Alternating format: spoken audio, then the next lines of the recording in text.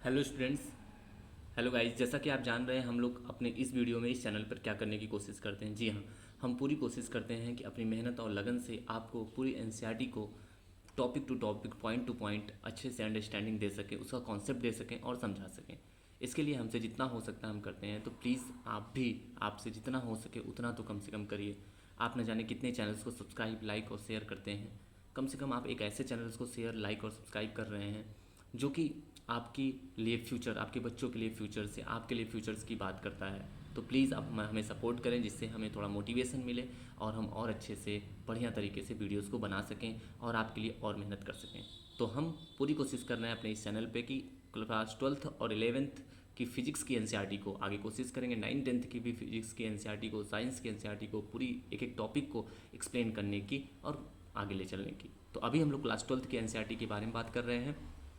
तो चलिए हम लोग लेट ना करते हुए हम अपना वीडियो आगे स्टार्ट करते हैं। अगर आपने हमारा पिछला वीडियो नहीं देखा है तो देख लीजिए, 22-23 वीडियोस हो चुके हैं, जिसमें हम थोड़े थोड़े टॉपिक के रूप में वीडियोस इंक्लूड्स करते हैं, जिससे आपको कोई प्रॉब्लम्स ना हो और आसानी से टाइम निकाल के देख सकें। तो चलिए हम लोग आज का अपना ये वीडियो स्टार्ट करते हैं। शुरू करते हैं पेज नंबर 24, क्लास 12th की फिजिक्स की एनसीईआरटी का, जिसका टॉपिक है इलेक्ट्रिक फील्ड लाइंस। हम लोग पिछले वीडियोस में इलेक्ट्रिक फील्ड लाइंस के कुछ कॉन्सेप्ट के बारे में पढ़े थे। हम आगे उसके कॉन्सेप्ट को आगे पढ़ने की कोशिश कर रहे हैं, ठीक है। तो चलिए क्या, okay, it is the relative density of lines in different regions which is important.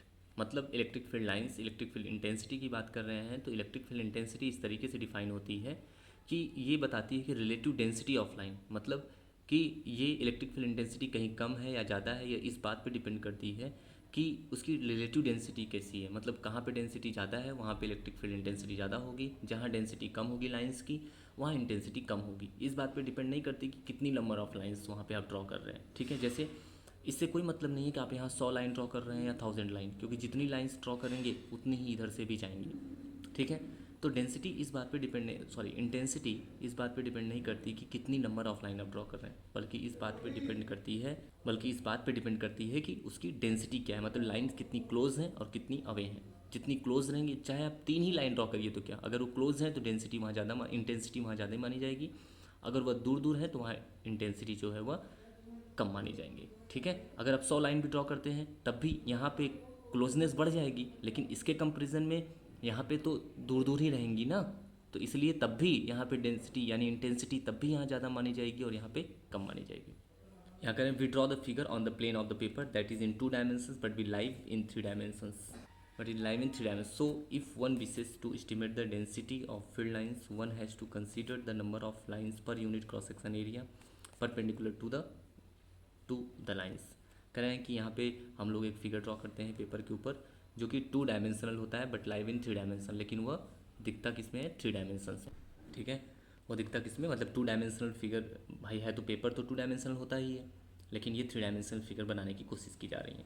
तो यहाँ पे 2 लोगों की बात कर रहे हैं, एक की बेसिस है, एक क्या काम करता है कि estimate of the density of field lines, वह फील्ड लाइन की डेंसिटी को इस्टीमेट करना चाहता है, मतलब 3 डायमेंशनल कैलकुलेशन देखना चाहता है कि 3 डायमेंशन में लाइट की लाइन जो ड्रॉ की जा रही है उसकी डेंसिटी कम ज़्यादा देखना चाहता है। और एक दूसरा है consider number of line per unit cross section area, एक दूसरा जो है वह देखना चाहता है यूनिट क्रॉस सेक्शन एरिया में कितनी नंबर ऑफ लाइंस हैं, इसके बेसिस पे वह इलेक्ट्रिक फील्ड इंटेंसिटी को बताना चाहता है। तो एक 3 डायमेंशनल में इलेक्ट्रिक फील्ड इंटेंसिटी को देख करके उसका कंपेरिजन करना चाहता है एक 2 डायमेंशनल के हिसाब से, मतलब एक वैल्यूम के हिसाब से ये देखना चाहता है कि यूनिट वैल्यूम में कितने नंबर ऑफ लाइंस हैं, एक ये देखना चाहता है कि उसके एरिया में कितना है। दोनों ही कंपेरिजन करते हैं और ये देखने की कोशिश करते हैं कि इंटेंसिटी कब ज़्यादा और कब कम होती है, ठीक है। Since the electric field line decreases as the square of distance from a point charge and the area enclosing the charge increases at the square of distance, ठीक है। कह रहे हैं कि क्योंकि हम जानते हैं कि जैसे पॉइंट चार्ज से जैसे जैसे हम दूर चलते चले जाएंगे इलेक्ट्रिक फील्ड इंटेंसिटी डिक्रीज होती चली जाएगी। पीछे हम लोगों ने पढ़ा है, नहीं पढ़ा है तो आप देख लीजिए। और कैसे, स्क्वायर ऑफ डिस्टेंस के डायरेक्टली इन्वर्सली प्रोपोर्शनल, मतलब ई प्रोपोर्शनल 1/r², ठीक है। मतलब जितनी डिस्टेंस उससे बढ़ती चली जाएगी इलेक्ट्रिक फील्ड उतनी डिक्रीज करती चली जाएगी, ठीक है। और कह रहे हैं उसी प्रकार से अगर यहाँ पे पॉइंट चार्ज है तो जैसे जैसे आप इससे दूर जाएंगे तो इलेक्ट्रिक फील्ड इंटेंसिटी डिक्रीज करती जाएगी। अगर हम यहाँ पे क्रॉस सेक्शनल एरिया यहाँ पे कंसीडर करते हैं तो आप देख सकते हैं कि जैसे जैसे चार्ज से हम दूर जा रहे हैं वैसे वैसे क्रॉस सेक्शनल एरिया का साइज़ भी बढ़ता चला जा रहा है, ठीक है।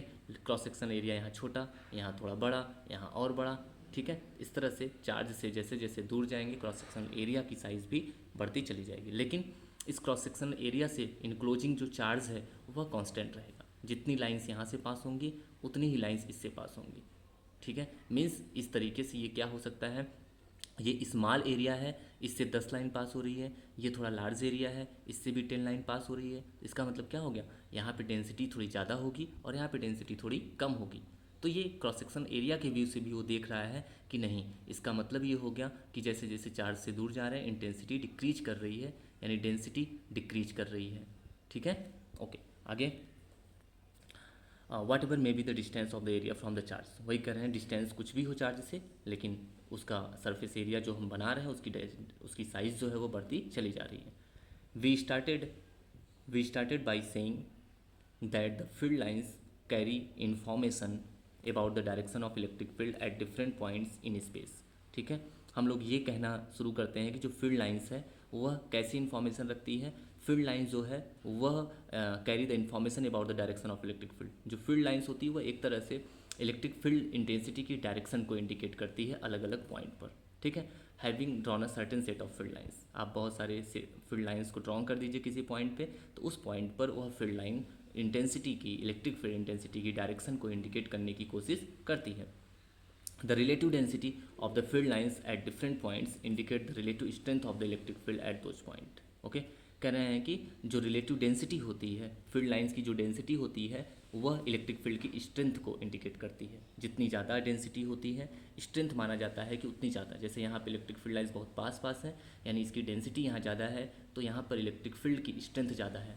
यहाँ पे फील्ड लाइंस दूर दूर हैं, यानी यहाँ पे इसकी डेंसिटी कम है, यानी यहाँ पे इलेक्ट्रिक फील्ड की स्ट्रेंथ जो है बहुत कम है इसके कंपैरिजन में। Okay, now next, the relative density of the field lines at different point indicate the relative strength of the electric field at those point. The field lines crowd where the field is stronger and the space where it is weak. ठीक है, okay. तो ये यहाँ कहने की कोशिश क्या कर रहे हैं कि वही जो मैंने बताया कि जहाँ पे फील्ड लाइंस पास पास हैं वहाँ स्ट्रॉन्गर है फील्ड, जहाँ पे लाइंस दूर दूर हैं वहाँ पे फील्ड क्या है, थोड़ी सी वीकर दिखने को मिलती है। To understand the dependence of the field lines on the area or rather than solid angle subtended by the area element, let us try to relate the area with the solid angle. ठीक है, अब कह रहे हैं कि अगर आप field lines की डिपेंडेंस एरिया पे देखना चाहते हैं कि फील्ड लाइंस एरिया पे कैसे डिपेंड करती है, या आप ये जानना चाहते हैं कि सॉलिड एंगल पर कैसे डिपेंड करती है, तो इसके लिए कुछ एक्सपेरिमेंटल बात यहाँ पे ये करेंगे कि जो फील्ड लाइन है, जो इलेक्ट्रिक फील्ड्स हैं, वह एरिया पे कैसे डिपेंड करती है। ठीक है, तो a generalization of angle to 3 dimensions, recall how angle to define in 2 dimension.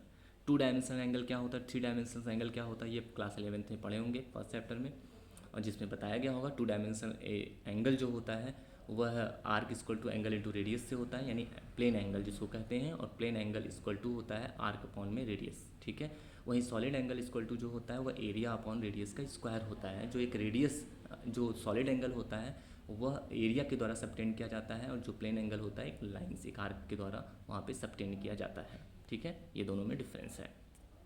तो यहाँ पे कर let a small transverse line element del L, एक छोटी सी लाइन और डेल एल लेते हैं जो कि distance R placed at a distance R from a point O. ठीक है, ओ से आर डिस्टेंस पर प्लेस करते हैं। ठीक है, यहाँ पर पॉइंट ओ है, इससे एक स्मॉल डिस्टेंस आर पर एक लाइन छोटी सी, ये मान लीजिए आर्क है, ये डेल एल यहाँ पे वो लगाते हैं।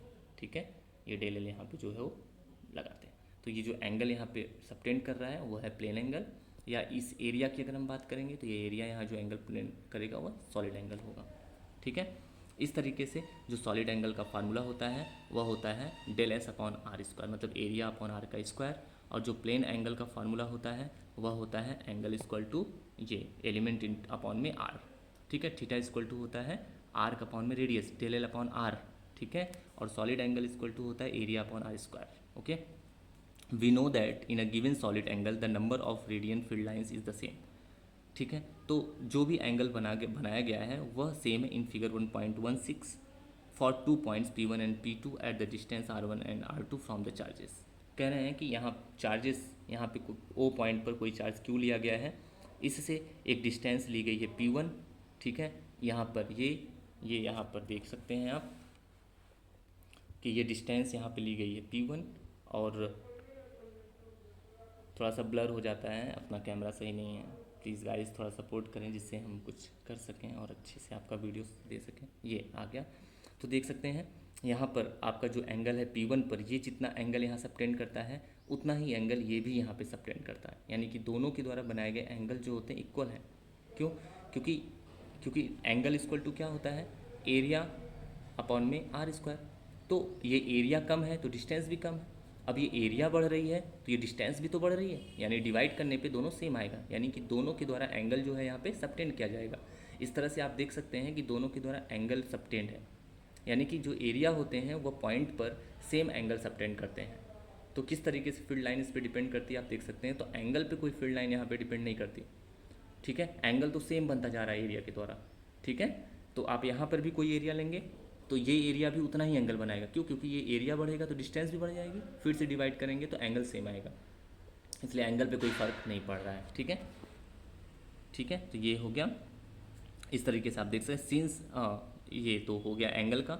The picture of field lines was invented by the Faraday to develop the intuitive non mathematical way of visualising electric field. तो वही कह रहे हैं ये जो पिक्चर लाइन्स हैं ये फैराडे के द्वारा डेवलप की गई थी, जो कि नॉन मैथमेटिकल वे है, जो कि किसी इलेक्ट्रिक फील्ड्स को शो करने के लिए एक नॉन मैथमेटिकल, आपको इलेक्ट्रिक फील्ड्स को समझाने के लिए, इलेक्ट्रिक फील्ड को बताने के लिए एक थ्योरेटिकल पार्ट होता है, न कि कोई मैथमेटिकल पार्ट होता है, जिसको फैराडे ने ये इन्वेंट किया हुआ था। फैराडे ने ये पिक्चर ये पिक्टोरियल लाइन बना करके इलेक्ट्रिक फील्ड को समझाने की कोशिश की है, ठीक है। Faraday called them lines of force. Faraday in lines को फैराडे लाइन ऑफ फोर्स के नाम से कहते हैं, लाइन ऑफ फोर्स नाम देते हैं इन फील्ड लाइन्स को। This terms somewhat misleading specially in case of magnetic field, ठीक है। ये टर्म जो होता है किसी न किसी तरीके से मैग्नेटिक फील्ड के लिए भी स्पेशली देखा जाता है, मैग्नेटिक फील्ड में भी ये कॉन्सेप्ट काम आ जाता है किसी न किसी तरीके से, ठीक है। तो the more appropriate term is field lines electric और magnetic that we had adopted in the book, ठीक है। तो जो अप्रोप्रिएट टर्म है जो कि हम लोग मैग्नेटिक फील्ड इलेक्ट्रिक फील्ड में पढ़ेंगे वह है फील्ड लाइन्स। इलेक्ट्रिक रहेगा तो इलेक्ट्रिक फील्ड लाइन्स और मैग्नेटिक रहेगा तो मैग्नेटिक फील्ड लाइन्स के फॉर्म में देखेंगे।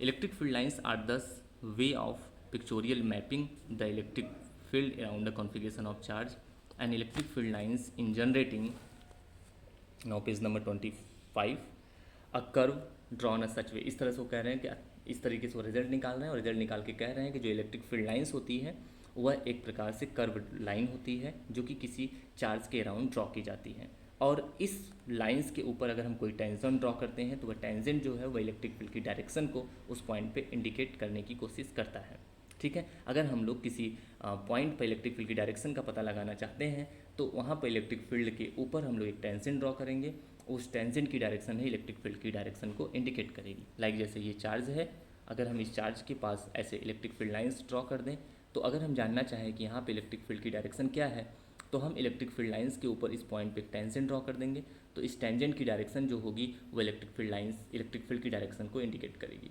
जैसे यहाँ पर टेंजेंट ड्रॉ करेंगे तो इधर आएगा, यहाँ पर टेंजेंट ड्रॉ करेंगे तो इधर आएगा। इस तरह से देख सकते हैं हर पॉइंट पर फील्ड की डायरेक्शन इलेक्ट्रिक फील्ड इंटेंसिटी की डायरेक्शन जो होती है वह अलग अलग देखने को मिलती है, ठीक है। तो किसी पार्टिकुलर पॉइंट पे इलेक्ट्रिक फील्ड इंटेंसिटी की डायरेक्शन पता लगाने के लिए हम लोग उस पॉइंट पर इलेक्ट्रिक फील्ड लाइंस के ऊपर एक टेंजेंट ड्रॉ करते हैं, वो टेंजेंट ही फील्ड लाइंस की डायरेक्शन को इंडिकेट करता है, ठीक है। यहाँ पे अब कुछ चार्जेस दिए गए हैं जिसके कारण इलेक्ट्रिक फील्ड लाइंस दिखाया गया है। तो आप देख सकते हैं पॉजिटिव चार्ज के कारण जो इलेक्ट्रिक फील्ड की डायरेक्शन है इलेक्ट्रिक फील्ड लाइंस की वह आउटवर्ड है, और नेगेटिव चार्ज का जो इलेक्ट्रिक फील्ड लाइंस की डायरेक्शन है वह इनवर्ड है, और जो आपका दो कम्बिनेशन ऑफ पॉजिटिव चार्जेस के कारण जो इलेक्ट्रिक फील्ड लाइंस है वह इस तरीके का कुछ रिपल्सिव केस शो करते हैं। यहाँ पे फील्ड इंटेंसिटी 0 देखने को मिलती है, that's why they are repel to each other. Plus है तो बाहर की तरफ, प्लस है तो बाहर की तरफ, दोनों एक दूसरे को रिपेल करते हैं। अगर एक डाइपोल जैसा सिस्टम बनाता है, एक पॉजिटिव चार्ज और नेगेटिव चार्ज का सिस्टम लेते हैं तो उसके कारण जो फील्ड लाइंस का पिक्टोरियल डायग्राम बनता है वह कुछ इस तरीके का बनता है, प्लस और माइनस को लेने पर। तो ये पूछता है draw the electric field lines due to the system of dipole और due to the similar charges और ड्यू टू द नेगेटिव और ड्यू टू द पॉजिटिव। ये अलग अलग चार्जेस के लिए आपके डायग्राम है जो कि यहाँ पे आपको देखना चाहिए, ठीक है। इस तरीके से ये कुछ रिजल्ट निकालते हैं और बताते हैं इलेक्ट्रिक फील्ड के बारे में कुछ इंपॉर्टेंट फीचर्स और प्रॉपर्टी। क्या बताते हैं कि जो फील्ड लाइंस हैं, field lines start from positive charge and into the negative charge. जो फील्ड लाइंस हैं वो पॉजिटिव चार्ज से इमर्ज होती हैं और नेगेटिव चार्ज में इंटर करती हैं। If there is a single charge they में स्टार्ट और एंड एट इन्फाइनाइट। कह रहे हैं अगर ये सिंगल चार्ज है तो ये ऐसा होगा कि जैसे ये इन्फाइनाइट से आ रही हैं या इन्फाइनाइट से जाके ख़त्म हो रही हैं। मतलब अगर पॉजिटिव है तो ये अंदर की तरफ आ रही हैं, इसका मतलब ये लग रहा है कि ये इन्फाइनाइट से आ रही हैं, ठीक है। और अगर नेगेटिव चार्ज है, सॉरी, हाँ नेगेटिव अगर है तो लग रहा है जैसे ये इन्फाइनाइट से आ रही हैं। अगर ये पॉजिटिव है तो ऐसा लग रहा है जैसे इन्फाइनाइट पे जाके ये खत्म होंगी। वही कह रहे हैं कि अगर सिंगल चार्ज है तो ऐसा लगेगा कि जैसे ये इन्फाइनाइट पे जाके खत्म होंगी, और नेगेटिव है तो ऐसा लगेगा जैसे ये इन्फाइनाइट से आकर आ रही हैं, ठीक है। In a charge free region electric field lines can be taken to be continuous curve without any break. अगर कोई फ्री रीजन है तो वहाँ पे इलेक्ट्रिक फील्ड लाइंस जो होती हैं वह कॉन्टिन्यूस कर्व होती हैं बिना ब्रेक हुए, कहीं वो ब्रेक नहीं होती हैं, ठीक है। किसी भी फ्री रीजन्स में electric field lines continue curve बनाती हैं। जैसे ये आप देख सकते हैं, ये फील्ड लाइंस क्या है, एक कॉन्टिन्यू कर्व बनाती हैं, कहीं भी ब्रेक नहीं होती हैं। पॉजिटिव से नेगेटिव तक ये जा रही हैं, क्योंकि पॉजिटिव से बाहर की तरफ आती हैं, नेगेटिव में इंटर करती हैं, इसलिए कुछ इनका ऐसा शेप बनता है, ठीक है। और ये कहीं पे ब्रेक नहीं होती हैं, ठीक है। Two field lines can never cross to each other. दो फील्ड लाइंस कभी भी एक दूसरे को कट भी नहीं करती हैं, ठीक है। If they did the field at a point of intersection will not have a unique direction which is absurd, ठीक है। दो फील्ड लाइन एक दूसरे को कट नहीं करती हैं, अगर वो कट कर देंगी एक दूसरे को तो उस पॉइंट पे इलेक्ट्रिक फील्ड की डायरेक्शन नहीं शो हो पाएगी, क्योंकि इलेक्ट्रिक फील्ड एक वेक्टर क्वांटिटी है और वेक्टर क्वांटिटी की ओनली वन डायरेक्शन पॉसिबल होती है। तो ऐसे में अगर दो फील्ड लाइंस एक दूसरे को कट करती हैं तो इस पॉइंट पे दो टेंजेंट पॉसिबल हो जाएगा, एक इससे होकर के इधर, एक इस कर्व से होकर के इधर। तो जिसके कारण एक ही पॉइंट पर फील्ड की दो डायरेक्शन शो होने लगेगी, जो कि इम्पॉसिबल है। इसीलिए दो फील्ड लाइन भी एक दूसरे को इंटरसेक्ट नहीं कर सकती हैं, क्योंकि अगर वो इंटरसेक्ट करेंगी तो उस डायरेक्शन, उस पॉइंट पर, इंटरसेक्टेड पॉइंट पर दो डायरेक्शन पॉसिबल होगी, जो कि इम्पॉसिबल है, क्योंकि इलेक्ट्रिक फील्ड एक वेक्टर क्वांटिटी है, इसलिए दोनों इंटरसेक्ट नहीं करती कभी, ठीक है। आगे, electrostatic field lines do not form any close loops, this follows from the conservation nature of, ठीक है। तो इस तरीके से हमारा इलेक्ट्रिक फील्ड लाइंस का भी एक कॉन्सेप्ट क्लियर हुआ। आप जरूर इसको रिवाइज कर लीजिए अच्छे से। फिर भी कोई प्रॉब्लम है तो आप हमें कमेंट करिए, हम फिर से आपको समझाने की पूरी कोशिश करेंगे। हमारा नेक्स्ट टॉपिक इलेक्ट्रिक फ्लक्स है, जो हम नेक्स्ट वीडियो में कंटेंट करेंगे। प्लीज़ गाइस, आप हमारे वीडियोस को सपोर्ट जरूर करें, पूरा वीडियोस देखें, और हम आपकी पूरी कोशिश कर रहे हैं कि आपके एनसीईआरटी को कंप्लीट करने का, ठीक है। Thank you so much.